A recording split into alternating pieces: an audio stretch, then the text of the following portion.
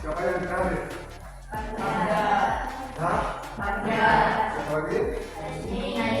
Alasannya? Kerja, sakit, kemudian tanpa izin.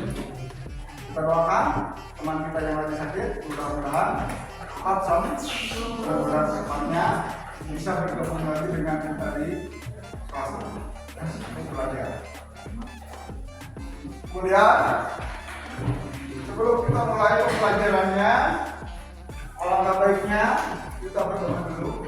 Mudah-mudahan pembelajaran kita kali ini bisa bermakna dan mendapatkan ridho dari Allah Subhanahu wa Ta'ala.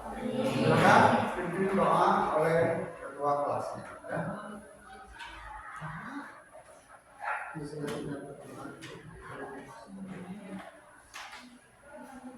Berdoa.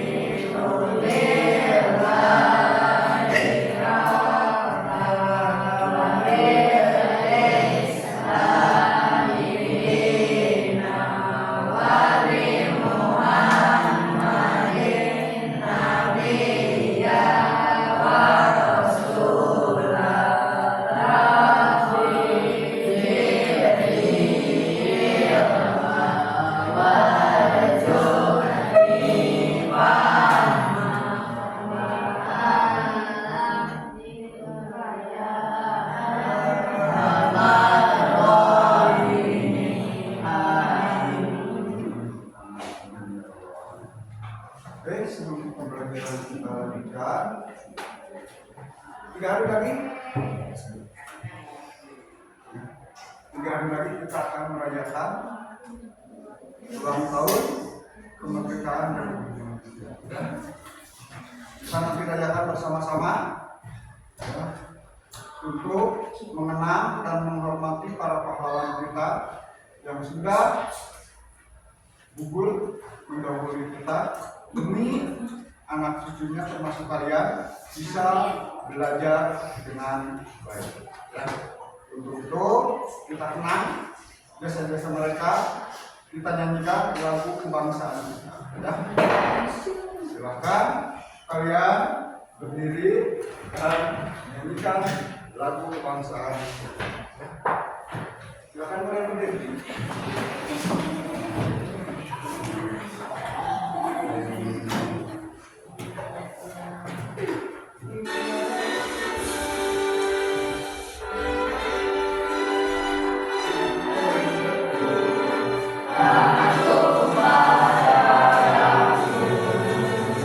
Di sana aku berdiri.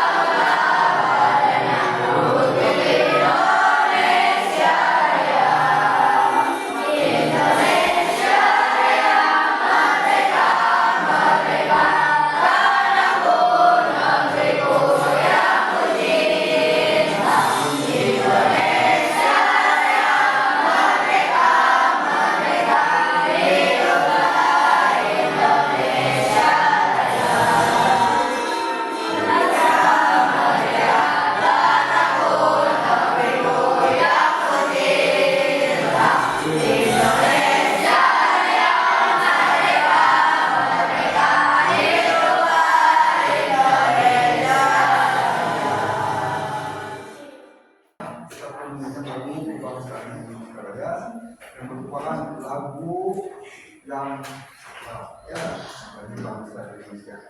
Dan itu adalah dan berkat perjuangan para pahlawan kita bisa merdeka, ya. Dan itu harus kita hargai. Dan dengan cara apa kita menghargainya? Tugas kalian apa? Mengisi kemerdekaan, ya, mengisi kemerdekaan dengan cara belajar dengan baik, ya, belajar dengan sungguh-sungguh. Ya. Tantangan kalian ke depan itu sangat luar biasa. Ya. Mungkin 25 tahun yang akan datang, kalian akan bersaing dalam mencari pekerjaan kalian nanti dengan robot. Ketika kalian bersaing bukan lagi dengan manusia, ketika kalian melakukan pekerjaan sudah tidak bersaing lagi dengan manusia. Mungkin kalian akan bersaing dengan robot. Ya. Jadi kalian harus bisa menguasai teknologi. Di pertemuan yang lalu, di pertemuan sebelumnya, kita secara gamblang sudah membahas tentang secara keseluruhan, ya. Telah membahas tentang apa? Tentang apa? Coding, ya, dan AI. Nah, itu yang akan menjadi saingan kalian, ya, kecerdasan buatan, ya. Untuk itu, untuk mengakalinya, kalian harus belajar dengan baik. Jangan mau dijadikan sebagai objek orang lain, objek bisnis aplikasi orang lain. Tapi minimal nanti kalian buat aplikasi sendiri dan bisa dijual ke orang lain, ya. Betul.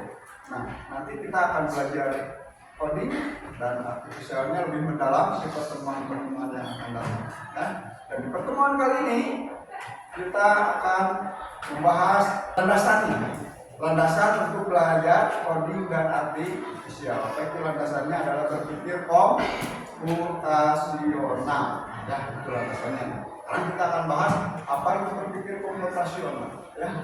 Tujuan pembelajaran kita kali ini nanti kalian mengidentifikasi apa itu berpikir komputasional, ya.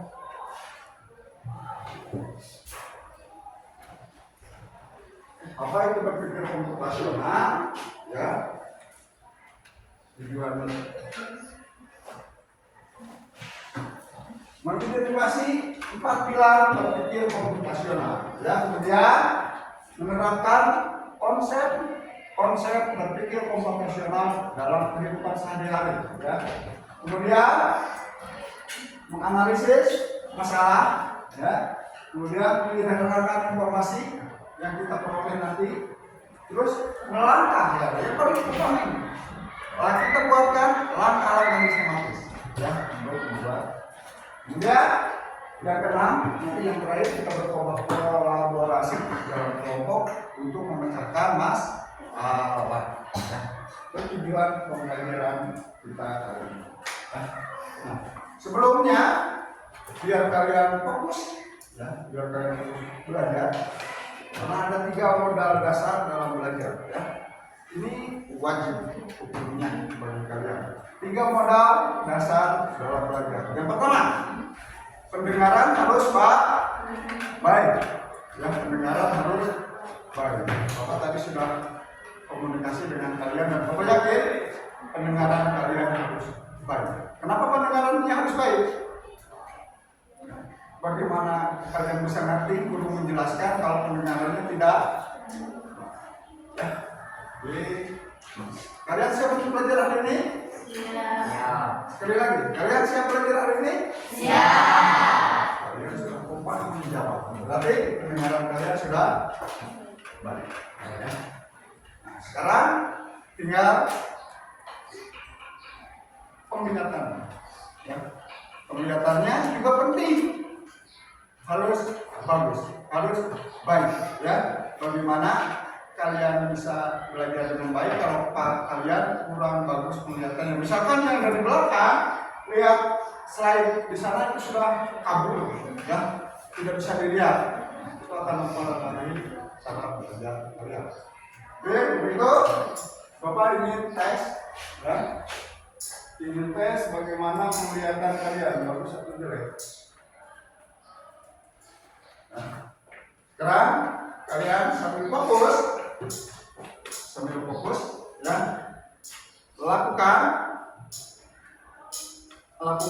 apa yang kalian lihat, ya, lakukan apa yang kalian lihat. Sebagai contoh, ketika Bapak pegang hidung, kalian juga memegang hidung, ya. Ketika Bapak pegang kepala, kalian pegang kepala. Jadi lakukan apa yang kalian lihat, ya.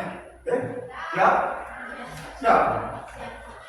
Apa yang kalian lihat lakukan, ya. Oke, kita mulai. Pegang tangan, pegang hidung, ya. Pegang telinga, pegang dagu,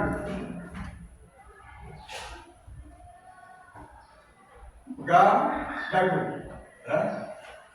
Pegang telinga, pegang telinga, fokus. Nah, yang kalian lihat itu Bapak memegang telinganya. Jangan fokus, ya. Pegang hidung. Ya, cukup. Kalian sudah fokus. Berarti pendengaran kalian juga bagus. Ya. Sekarang modal yang ketiga untuk belajar itu apa? Fokus.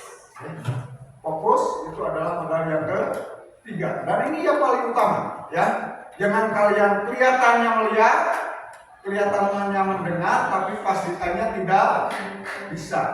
Artinya ketika belajar, pelajarannya ada di sini, matanya ada di sini, tapi otaknya masih di rumah. Jangan seperti itu. Kalau belajar itu harus fokus, ya. Sekarang kalian tahu satu bulan itu ada satu tahun ada berapa bulan? Satu tahun ada 12 bulan. Ya. Tiap bulan waktunya ada yang 31 hari, 30 hari, ada yang 28 hari. Sekarang Bapak tanya, bulan apa yang memiliki hari 28? Ada berapa bulan yang memiliki hari 28? Ada 1 bulan. Ada berapa bulan lagi? Kalian fokus, ya. Ada berapa bulan yang memiliki hari 28? Ada berapa bulan? Ada 1 bulan apa? Kalian fokus, dan setiap bulan memiliki hari ke 28, ya. Bukan hanya Februari saja. Bulan Januari punya hari ke 28-nya nggak? Bulan Februari hari ke 28-nya punya nggak? Maret punya, ya. Jadi hari yang memiliki hari ke 28 itu adalah 12 bulan. Bukan bulan Februari saja, ya. Fokus. Jangan bagus nanti belajar. Oke. Waktu di madrasah kalian pernah belajar tarikh, ya. Kalau itu sejarah itu tarikh, ya. Kalau di madrasah tarikh Islam, ya. Nah, sekarang Bapak tanya kalian, ada berapa pasang hewan yang diangkut oleh Nabi Musa ke dalam kapalnya? Tiap-tiap jenis hewan ada berapa pasang? 2. Ada 2? Yakin? Sekali lagi, ada berapa pasang hewan untuk masing-masing jenis yang diangkat oleh Nabi Musa ke dalam kapalnya? Ada dua. Nggak ada yang diangkat, ya. Nggak ada yang dibawa. Nggak ada satu pasang pun hewan yang dimasukkan ke dalam kapalnya oleh Nabi Musa, ya. Karena apa? Di kapal itu Nabi Nuh, bukan Nabi Musa, ya. Fokus. Makanya kalian harus fokus, ya. Oke, kita lanjutkan sampai materi. Ya, jadi juga pembelajaran sudah beberapa tadi seperti ini. Nah, sekarang kita langsung bahas ke materinya. Apa itu berpikir komputasional? Ya, pernahkah kalian mendapatkan masalah dalam kehidupan kalian? Seperti kemarin, ya. Waktu pas mau berangkat ke sekolah, tiba-tiba hujan, itu masalah, ya. Atau bangun kesiangan, ya. Nah, itu adalah masalah yang sering kalian hadapi dalam kehidupan sehari-hari. Bagaimana cara kalian memecahkan masalah itu? Ketika hari hujan, membawa payung, membawa jas hujan, ya. Atau gini, ketika misalkan kalian harus membersihkan kelas ini 1 minggu full, dan dari Senin sampai dengan Jumat, ya. Apa yang akan kalian lakukan untuk memecahkan masalah agar kelas ini bersih selama 5 hari berturut-turut? Dibagi regu tiap hari, ya. Setelah dibagi regu, itu tiap regu ada berapa orang? Ada 4, ada 5 orang. Kemudian masing-masing orang beda tugasnya. Nah, itu salah satu pilar berpikir komputasional. Nanti kita bahas, ya. Oke. Kita lanjut.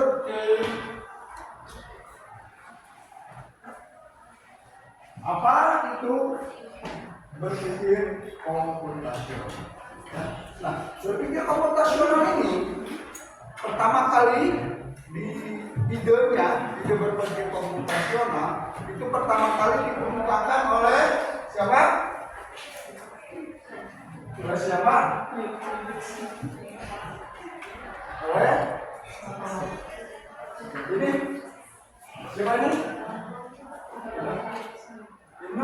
Itu namanya adalah Simon Parker. Simon, dia bukan orang komputer, tapi ahli matematika komputer. Dia adalah profesor komputer dari Afrika Selatan. Ya. Tahun 1980 dia mengemukakan ide tentang berpikir komputasional. Maksudnya berpikir komputasional, bagaimana manfaatnya berpikir komputasional bagi kehidupan sehari-hari. Ya. Jadi, nah kemudian dipertegas lagi oleh Janet Weiss tahun 2006. Ya, dia mengemukakan lagi bagaimana pentingnya pola pikir atau berpikir komputasional dalam kehidupan sehari-hari. Jadi berpikir komputasional bukan berarti itu berkaitan dengan mata pelajaran coding, mata pelajaran informatika, ya, tidak selamanya berkaitan dengan itu. Berpikir komputasional itu adalah kaitannya dengan cara berpikir kita dalam kehidupan sehari-hari, ya.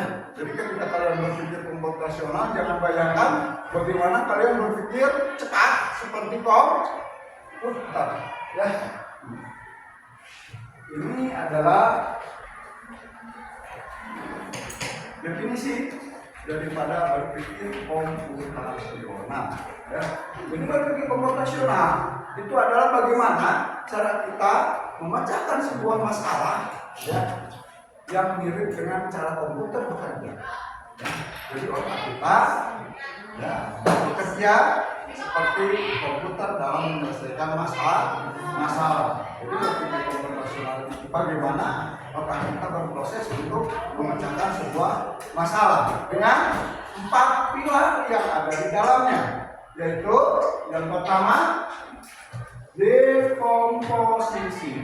Seperti tadi di kasus tadi ketika kalian bertugas untuk membersihkan kelas ini dari Senin sampai dengan Jumat, kemudian kalian bagi menjadi lebih kecil masalahnya, berarti per hari harus bersih, ya. Kita bagi piket per hari. Jadi kalau masalah yang besar sudah dipecah menjadi 5 hari, berarti hari Senin, Selasa, Rabu, Kamis, Jumat. Kemudian dalam satu hari itu ada petugas piket berapa orang? 4 sampai 5 orang. Masing-masing juga memiliki tugas sendiri-sendiri. Jadi masalahnya dipecah dari 1, 2 dibagi piket, ketika masing-masing piket menjadi bekerja sesuai dengan tupoksinya masing-masing. Ini yang dikatakan dengan dekomposisi. Ya, kita nanti bahas satu persatu. Jadi berpikir komputasional itu berpikir untuk memecahkan masalah, ya, dengan memecah masalah besar menjadi lebih kecil, kemudian menentukan pola. Nanti kita bahas apa itu menentukan polanya. Dan selanjutnya adalah mengabstraksi, mengambil bagian-bagian yang penting dari masalah, dari solusi masalah tersebut, dan mengabaikan hal-hal yang kurang penting. Yang ketiga adalah membuat algoritma atau langkah-langkah yang akan kita eksekusi untuk melaksanakan ketiga tadi, dari mulai dekomposisi, pengenalan pola atau pattern recognition, kemudian abstraksi, actionnya ada di algoritma. Nah, itu adalah 2 baris 3 kolom. Pola yang kedua ada 3 baris 4 kolom. Pola yang ketiga ada 4 baris 5 kolom. Sekarang kita sekalian gambar pola yang ke-10. Berapa baris, berapa kolom? Silakan baca pola sebelumnya. Kalian harus pikirkan dulu baru kita gambar.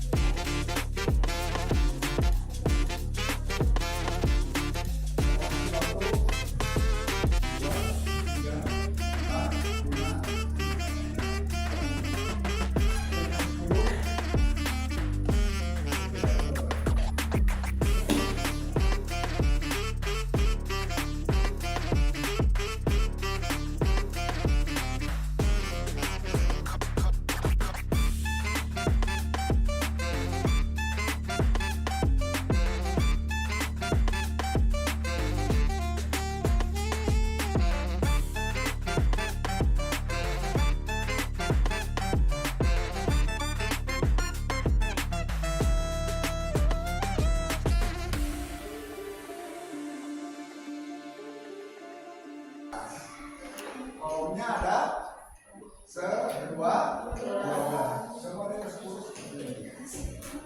Dari mana taunya? Dari mana taunya? Lihat polanya, ya. Barisnya ada 2. Ada 1, 2, 3. 2, 3, 4. 3, 4, 5. 10, 11, 12. Itu mudah sekali kan melihat pola yang sebelumnya. Itu yang dikatakan pattern recognition. Ketiga adalah abstraksi. Apa itu abstraksi? Mengambil hal-hal yang penting dan mengabaikan hal-hal yang kurang penting. Contohnya ketika tadi membuat secangkir kopi, kita butuhkan apa? Kopi, gula, air panas, sendok, dan gelas. Itu yang kita butuhkan. Itu data yang kita butuhkan. kita buang hal-hal yang kurang pentingnya. Apa hal yang tidak pentingnya? Merek kopi penting nggak? Tidak penting. Yang penting ada kopinya. Ya. Merek gula penting nggak? Nggak penting. Kita sampaikan dulu merek gulanya. Yang penting kita punya gula, ya kan? Kemudian yang ketiga apa? Warna gelas atau bentuk gelas itu adalah yang dikatakan dengan atraksi. Dari masalah itu ambil yang pentingnya, kesampingkan dulu hal-hal yang kurang penting. Dari materi yang kita kesimpulan, apa yang sudah kalian pelajari tadi dari mulai dekomposisi sampai dengan pengenalan sampai dengan algoritma, kalian tuangkan atau kerjakan langkah-langkah ini sesuai dengan apa yang sudah kalian pelajari, ya. Bagaimana cara menyelesaikan masalah berdasarkan cara atau alat berpikir komputasional, ya, dari mulai pemecahan masalah yang menjadi masalah kecil, kemudian yang kedua apa tadi? Pengenalan pola abstraksi sampai dengan algoritma, ya, kalian kerjakan. Langsung dibuka. Kalian kerjakan waktunya 10 menit.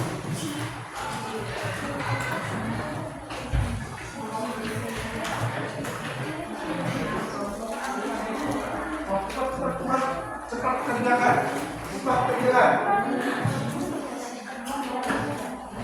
Jangan nolong di sini apa? Langsung dikasihnya. Kasihnya apa? Baca sendiri kasihnya.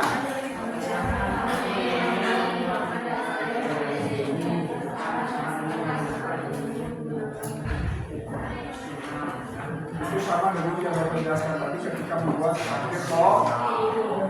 Silakan finalisasi di bagian sebelah kiri ini. Pertamanya adalah dekomposisi. Apa saja langkah-langkah kecil dari membuat es teh manis dingin. Berarti kalian di sana pecah masalahnya. Bahannya apa? Ya.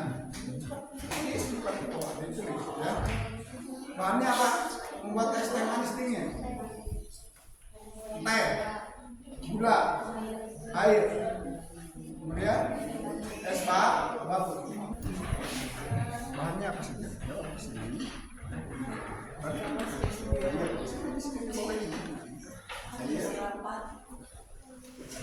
Kemudian teh,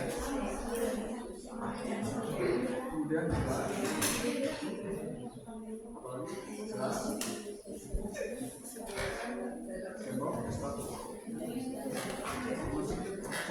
dengan itu masuk bilang ayat kedua.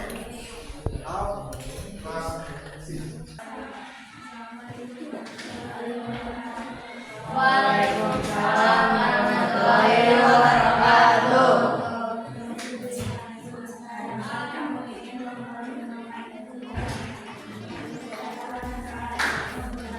Assalamualaikum warahmatullahi wabarakatuh.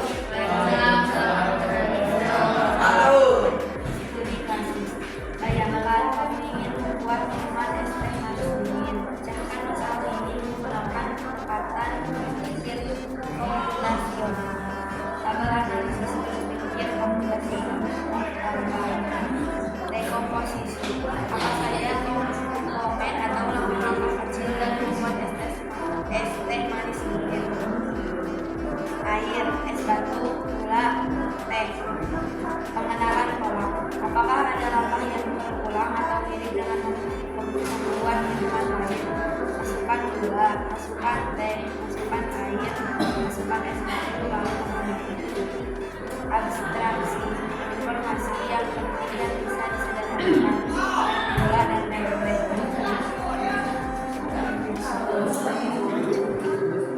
Algoritma. Susun langkah-langkah solusi secara urut dan jelas. Siapkan gelas, masukkan teh dan masukkan gula.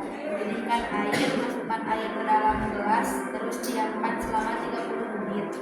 Lalu masukkan es batu, lalu mengaduknya hingga tercampur dan selesai. Assalamualaikum warahmatullahi wabarakatuh. Apa kesimpulannya? Biasa